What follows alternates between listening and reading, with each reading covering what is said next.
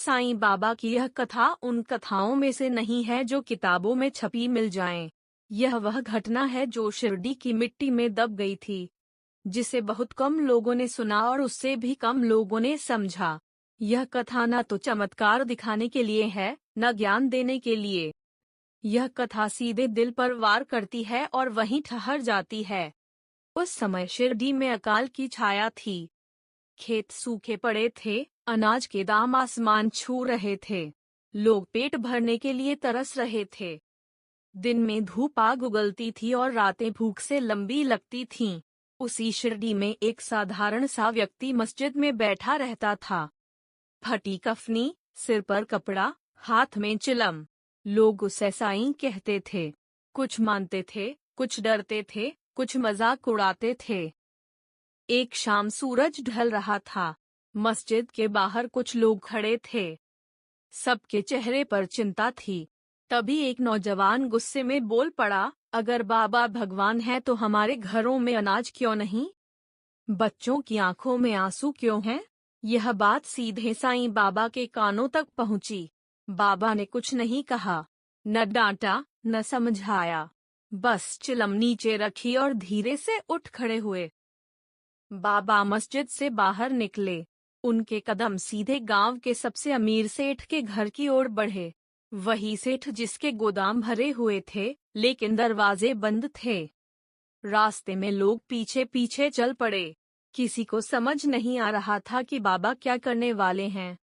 सेठ का दरवाजा बंद था। बाबा ने लकड़ी के दरवाजे पर हाथ मारा। आवाज गूंजी। अंदर से सेठ निकला।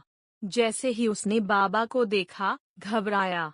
सम्मान में सिर झुका, लेकिन आंखों में डर था। बाबा ने एक ही वाक्य कहा, मुझे आज रात के लिए तेल चाहिए।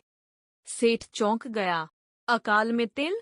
उसने हकलाते हुए कहा, बाबा, मेरे पास तेल नहीं है। यह सुनकर बाबा मुस्कराए। वह मुस्कान साधारण नहीं थी। उसमें कुछ ऐसा था कि वहां खड़े लोगों की सांसें रुक गईं। बाबा ने कहा, ठीक है, पानी ही दे दो। सेठ ने तुरंत एक मटका पानी का मंगवाया। बाबा ने मटके को देखा, फिर बिना कुछ कहे उस पानी को अपने हाथों से मस्जिद के दियों में डाल दिया और दिए जला दिए। और तभी वही हुआ जिसने लोगों की रूह हिला दी। पानी से भरे दिए जल उठे। तेज लौ, बिना धुआं, बिना बुझने का नाम। मस्जिद रोशनी से भर गई। बाहर खड़े लोग सन्न रह गए। सेठ के चेहरे का रंग उड़ गया। उसके हाथ कांपने लगे। लेकिन बाबा यहीं नहीं रुके। बाबा ने सेठ की आंखों में देखकर कहा, जब दिल में दया का तेल नहीं होता, तब पानी भी जलता है। उस रात किसी ने चैन से नींद नहीं ली। अगले दिन सुबह शिरडी में हलचल मच गई। सेठ के गोदाम के दरवाजे खुले पड़े थे। अनाज बांटा जा रहा था, बिना किसी भेदभाव के।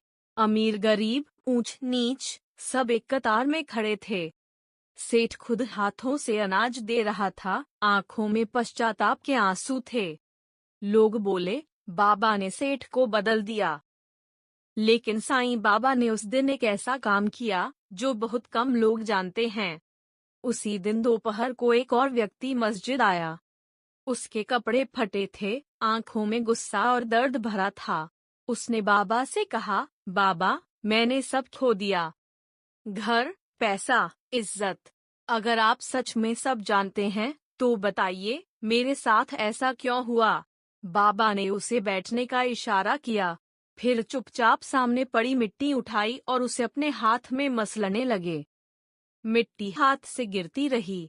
बाबा बोले, देख रहे हो? वह आदमी कुछ नहीं बोला।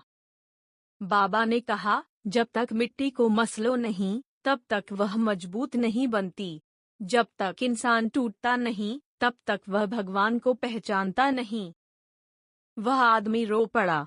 उसके कंधे कांपने लगे। बाबा ने उसके सिर पर हाथ रखा और बस इतना कहा, सब्र रख। 3 दिन बाद वही आदमी शिरडी छोड़कर चला गया। किसी को नहीं पता वह कहाँ गया। सालों बाद खबर आई कि वही व्यक्ति एक बड़ा संत बन चुका था, जिसने हजारों लोगों का जीवन बदला। यह कथा यहीं खत्म नहीं होती। एक रात साईं बाबा अकेले मस्जिद में बैठे थे। बाहर आंधी चल रही थी। तभी एक कुत्ता मस्जिद के दरवाजे पर आया। घायल था, कांप रहा था। लोग उसे भगाने लगे। बाबा ने सख्त आवाज में कहा, रुको।